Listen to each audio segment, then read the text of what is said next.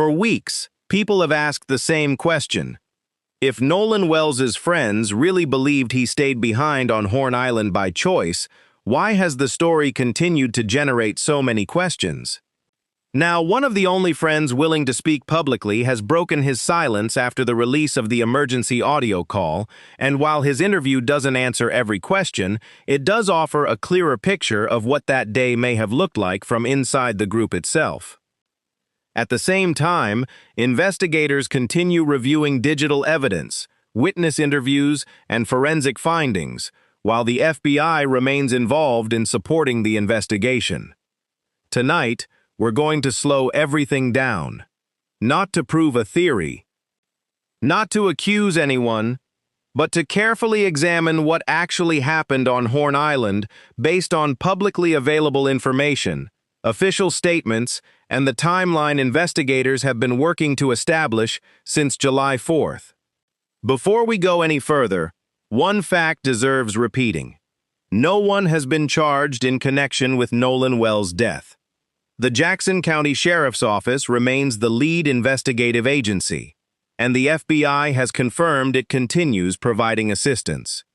The investigation remains active, meaning many of the questions surrounding that day have not yet received official answers.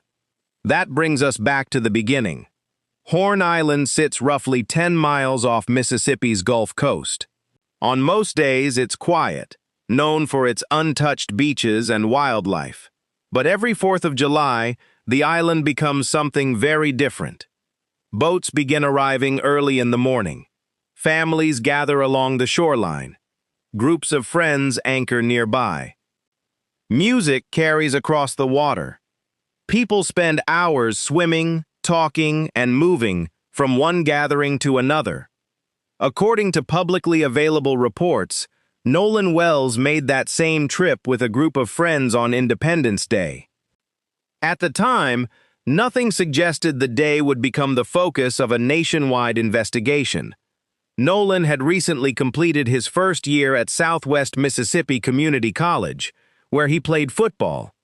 Friends, coaches, and family have consistently described him as someone who was quiet, respectful, and dependable. His parents have publicly spoken about his kindness, while former coaches remembered him as someone who led more through his actions than his words.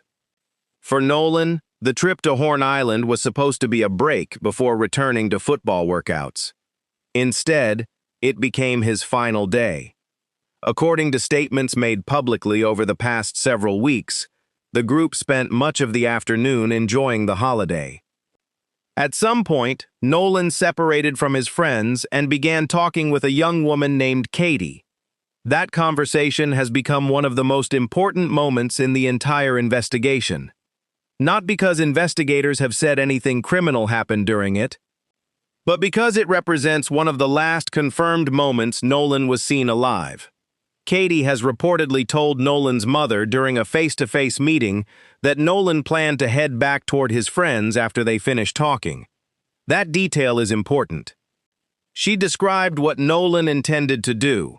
She did not publicly state that she watched him actually get back onto the boat. That difference may seem small, but investigators know it matters. Intentions and actions are not always the same. People change plans. They stop to speak with someone. They become distracted. They decide to stay longer. Without independent evidence, investigators avoid assuming what happened next. Meanwhile, Nolan's friends have consistently maintained that Nolan stayed behind when they departed.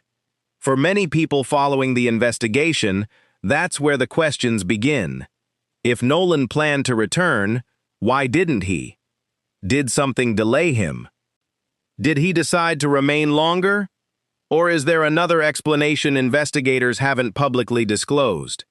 As of today, officials have not answered those questions. Before we go further, it's worth looking at another event that changed the direction of the entire afternoon. The emergency call. According to publicly released recordings, someone from the group contacted a Marine Assistance Service after reporting that the boat was taking on water. The caller explained that the bilge pump had stopped working and requested help. During the conversation, the dispatcher asked a series of routine questions. Where are you located? How much water is entering the boat? How many people are on board? Do you need additional emergency assistance? Those questions have since become some of the most replayed moments in the case. Not because the questions themselves are unusual, they're standard during marine emergencies. Instead, people have focused on the responses. Some listeners believe portions of the conversation sound confused. Others point to pauses or changing answers. Still others have concentrated on background noises heard before the dispatcher even answers the call. According to publicly available information, however, investigators have not confirmed many of the interpretations now circulating online. That's an important distinction. Listening to a recording is one thing. Determining exactly what it proves is something entirely different. Experienced investigators understand that emergency calls often sound disorganized. People dealing with stress, poor cell reception, loud surroundings, or rapidly changing circumstances don't always communicate clearly. That's why detectives compare emergency calls with physical evidence, rather than relying on audio alone.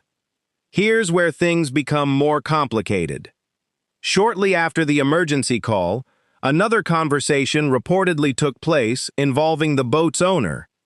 According to the publicly released recording, a representative from the towing service indicated that the boat owner's grandfather had called separately and advised that assistance was no longer needed at that moment.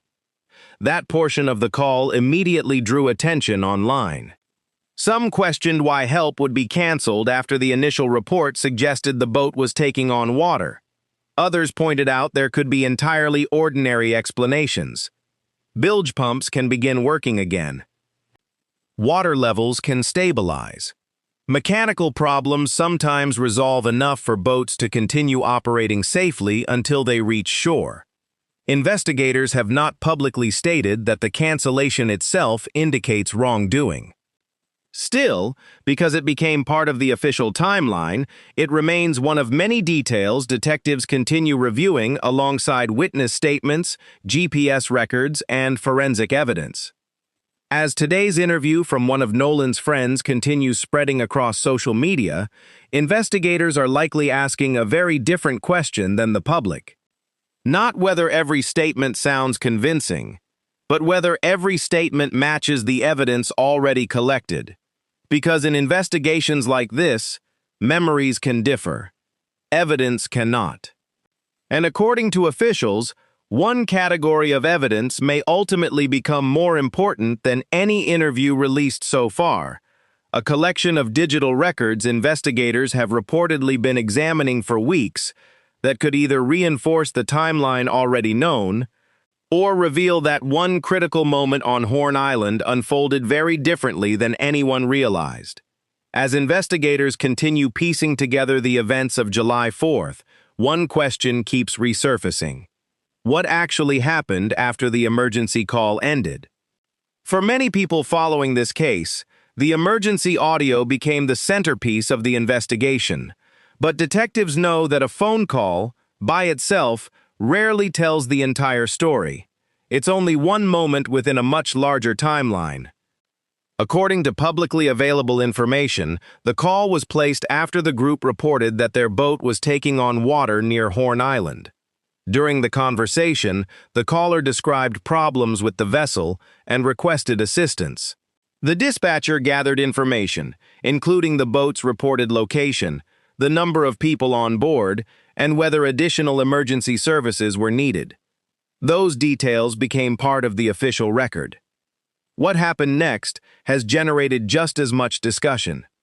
According to the publicly released recording, while the caller was waiting to be transferred, the towing company's captain received another call, this one from the boat owner's grandfather. During that conversation, the grandfather reportedly stated that assistance was no longer needed and that he would call back if the situation changed. That exchange immediately raised questions online.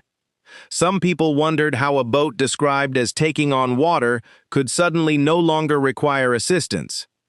Others pointed out there are several ordinary explanations. Marine mechanics note that boats experiencing water intrusion don't always continue sinking. A bilge pump may begin working again. Someone on board may manually remove water, or the source of the leak may become manageable long enough for the vessel to continue traveling. Investigators have not publicly stated that the cancellation of assistance indicates criminal activity. Instead, it remains one event within a much larger investigation. Before we go further, it's worth looking at what happened after the boat left the area. According to publicly reported GPS information, investigators have been able to reconstruct much of the vessel's route following its departure from Horn Island. Rather than focusing only on where the boat traveled, detectives are interested in something even more important: when it traveled. Time is often one of the strongest forms of evidence. Unlike memory, electronic records don't become uncertain because weeks have passed. A GPS record either places a vessel somewhere or it doesn't. A phone either connects to a cell tower or it doesn't. A photograph either carries a timestamp or it doesn't. That's why investigators compare digital records against witness interviews. If both tell the same story, confidence in the timeline grows. If they don't, investigators begin asking additional questions. Here's where another important development enters the picture. One of Nolan's friends has now spoken publicly in greater detail than before. Naturally, many viewers immediately began comparing his interview with statements released earlier in the investigation. Did his account match previous interviews? Did he remember additional details? Did anything change? Those are reasonable questions. But investigators understand that memory often develops over time. Someone who initially remembers only broad events may later recall smaller details after repeated interviews or personal reflection. That doesn't automatically make either account inaccurate, nor does it automatically make either account completely reliable. That's why every statement is tested against evidence. Meanwhile, another part of this investigation continues receiving renewed attention: the digital evidence. According to statements made publicly by Nolan's family and their legal representatives, investigators have continued examining electronic devices connected to the case. While officials have not released the results of those examinations, digital evidence often becomes one of the most valuable investigative tools available. Phone records, location history, messages, photographs, application activity. Every one of those records can help detectives establish exactly when events occurred. Unlike witness interviews, electronic records frequently provide precise timestamps. Those timestamps can either support witness recollections or identify areas investigators need to examine more closely. As of today, investigators have not publicly released the complete findings from those examinations. That means many of the conclusions currently circulating online remain speculation rather than established fact. There's another reason this investigation continues attracting national attention. The FBI recently clarified its involvement through a written public statement. For weeks, speculation surrounded the Bureau's role. Some believed federal agents had assumed control of the investigation. Others argued their presence suggested evidence of a much larger criminal case. The FBI's statement offered a different picture. According to the Bureau, the Jackson County Sheriff's Office remains the lead investigative agency. Federal resources are being provided to support local investigators where appropriate, including assistance involving interstate threats connected to the case. That clarification answered one important question. It also reminded the public that federal involvement does not automatically indicate criminal charges are imminent. Investigations involving multiple agencies are common, particularly when specialized forensic resources or digital expertise are required. As detectives continue reviewing interviews, GPS information, emergency communications, and electronic evidence, one fact remains unchanged.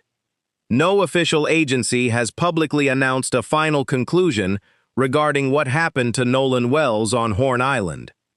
That means the investigation continues moving forward, one verified piece of evidence at a time. And according to people closely following the case, the next major development may not come from another public interview at all. Instead, it could come from evidence investigators have quietly been reviewing behind the scenes, evidence that may eventually explain one critical gap in the timeline that has remained unanswered since the very first day of this investigation. As more interviews continue to emerge and investigators work through the growing amount of evidence, one thing has become increasingly clear. This case is no longer being defined by one piece of audio or one witness statement. Instead, it's being built or challenged through the combination of every interview, every digital record, every GPS point, and every confirmed event that investigators can independently verify. That's how modern investigations work. Detectives don't begin with a conclusion. They begin with facts. Then they ask a simple question. Do all of these facts fit together? If the answer is yes, the timeline becomes stronger. If the answer is no, investigators keep digging. That process is exactly where the Nolan Wells investigation appears to be today. Before we go further, it's worth returning to one detail that has quietly remained at the center of this entire investigation. The final confirmed timeline. According to publicly available information, investigators know when Nolan arrived at Horn Island. They know he spent part of the afternoon speaking with Katie. They know the boat later reported mechanical problems. They know an emergency assistance call was placed. They know the group eventually departed the island. They know Nolan was reported missing later that evening. And they know his body was found 2 days later. Those are the broad outlines of the timeline. The unanswered questions exist within the spaces between those confirmed moments. What happened after Nolan finished speaking with Katie? Who saw him next? How long was he alone? Did anyone else interact with him before the boat left? Those questions remain central to the investigation. As one of Nolan's friends continues speaking publicly, many viewers have focused on whether his account aligns with everything previously reported. So far, investigators have not publicly stated that his interview contradicts the official investigation. That doesn't necessarily mean every question has been answered. Witness statements are only one part of the process. Investigators still compare those interviews against objective evidence before deciding how much weight each statement should receive. Here's where another important piece of the puzzle comes into focus. Digital evidence. Unlike memory, electronic records don't become less reliable because time passes. Phone activity, location data, call logs, messages, photographs, application usage. Each one creates a timestamp investigators can place directly onto the timeline. When several independent digital records point toward the same sequence of events, detectives gain confidence that they're reconstructing the day accurately. When those records don't align, investigators begin asking additional questions. That's why forensic analysis often continues long after public attention begins fading. The public may move from one headline to the next. Investigators remain focused on the evidence. Meanwhile, renewed attention continues surrounding the emergency audio. Some people remain convinced they hear hidden conversations beneath the hold music. Others argue the recording has been interpreted far beyond what can actually be confirmed. According to publicly available information, no official forensic analysis released by investigators has confirmed the specific phrases many listeners claim to hear. That distinction remains important. Investigators don't solve cases by asking what people think they hear. They solve cases by determining what can actually be verified. The emergency call still serves an important purpose. It documents the reported mechanical problem. It establishes approximate timing. It records information exchanged between the caller and the dispatcher. Those confirmed portions become part of the investigative timeline. Everything beyond that requires additional evidence. Before we continue, there's another aspect of this case that deserves attention: public pressure. Few investigations receive the level of national attention this case has attracted. Every interview is analyzed. Every photograph is enlarged. Every social media post is discussed. Every rumor spreads within minutes. That kind of attention can be both helpful and challenging. On one hand, increased awareness sometimes encourages new witnesses to come forward. On the other hand, misinformation can spread just as quickly as verified facts. That's one reason investigators have continued urging the public to provide original evidence rather than edited clips or repeated online claims. An original photograph, an unedited video, a first-hand account. Those are the kinds of evidence detectives rely upon. As investigators continue moving through that material, another question remains unanswered. Will the evidence ultimately support the timeline that has been described publicly since the beginning? Or will one overlooked detail force investigators to rethink what happened during those critical hours on Horn Island? According to officials, that determination has not yet been made. The investigation remains active. The Jackson County Sheriff's Office continues leading the case. The FBI has confirmed its ongoing support. And Nolan's family continues waiting for the one thing they have been asking for since the very beginning: the truth. Because regardless of how many interviews are released, regardless of how many theories appear online, regardless of how many times the emergency audio is replayed, only verified evidence will determine what actually happened on Horn Island that afternoon. And investigators believe some of the most important evidence may still be sitting inside reports, forensic examinations, and digital records the public has not yet seen. As investigators continue reviewing every piece of evidence connected to July 4th, another question has quietly moved to the center of the investigation.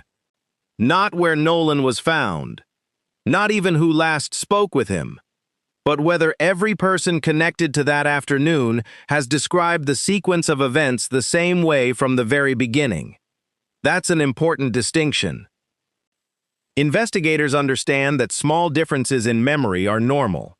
Two people can witness the same event and remember different details days or even weeks later. What detectives look for are not tiny inconsistencies, but significant contradictions that cannot be explained by normal human memory. So far, officials have not publicly identified any witness as intentionally providing false information. Instead, investigators appear to be doing what they always do in complex cases: comparing every interview against objective evidence. That objective evidence includes GPS information, emergency communications, digital records, and forensic findings. Before we go further, it's worth looking at something many people overlook whenever a high-profile investigation unfolds. Evidence has different levels of reliability. For example, someone may sincerely believe they remember a conversation happening at 3 o'clock when it actually happened at 3:20. That's a normal limitation of memory. A digital timestamp, however, doesn't rely on memory. Neither does a phone record. Neither does a GPS location. That's why investigators spend so much time comparing witness interviews with electronic evidence. When both tell the same story, confidence increases. When they don't, detectives begin asking why. That brings us back to the interview released by one of Nolan's friends. Since it became public, viewers have carefully examined nearly every sentence. Some believe his account answered several long-standing questions. Others believe it created new ones. At this point, investigators have not publicly stated that the interview changes the official timeline. What it does provide is another first-hand perspective from someone who was present during part of that day. Whether that perspective ultimately aligns with all available evidence remains part of the ongoing investigation. Here's where another important issue enters the picture: public speculation. Very few cases remain confined to investigators once they receive national attention. Instead, thousands of people begin examining photographs, replaying videos, enlarging screenshots, and listening repeatedly to audio recordings. Sometimes those efforts uncover useful information.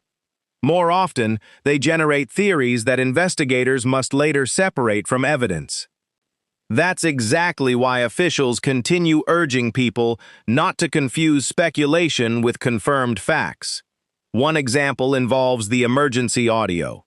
Since the recording became public, countless versions have appeared online. Some contain enhanced audio. Others include captions created by individual content creators. Still others claim to reveal conversations hidden beneath the background music.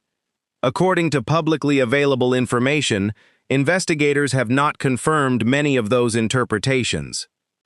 That doesn't necessarily mean they're impossible. It simply means they have not been officially verified. Experienced detectives know better than to base conclusions on recordings whose meaning remains disputed. Instead, they compare the recording against everything else collected during the investigation. Meanwhile, another important question continues receiving attention. Why has the FBI remained involved throughout the investigation? According to the Bureau's public statement, federal agents have continued supporting the Jackson County Sheriff's Office by providing specialized resources where appropriate. The statement also confirmed that federal involvement includes addressing interstate threats connected to people involved in the case. What the statement did not announce was any federal takeover of the investigation. Jackson County investigators remain responsible for directing the case. That clarification helped address weeks of speculation that had spread online. As detectives continue reviewing witness statements and forensic evidence, another reality has become increasingly apparent. Much of the evidence the public continues discussing represents only a small portion of what investigators are likely reviewing. Search warrants, laboratory reports, digital forensic examinations, private witness interviews, cell phone analyses. Those materials rarely become public during an active investigation.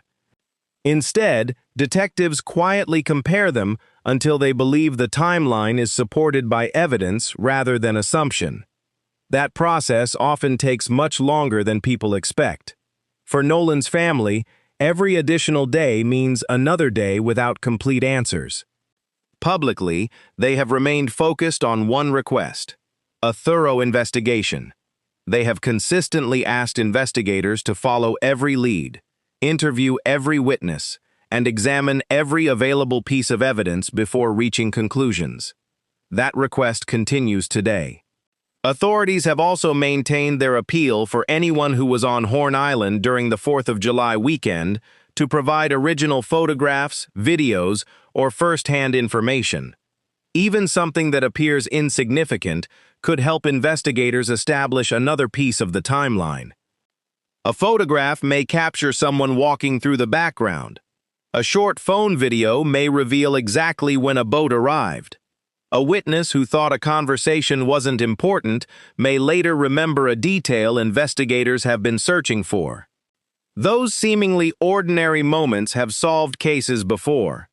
As today's interview continues circulating and public interest remains high, investigators are almost certainly focused on a much narrower question. Does every piece of evidence point toward the same sequence of events? Because if the answer is yes, detectives move closer to understanding exactly what happened on Horn Island. But if one critical piece of evidence points somewhere else entirely, the investigation could take a very different direction.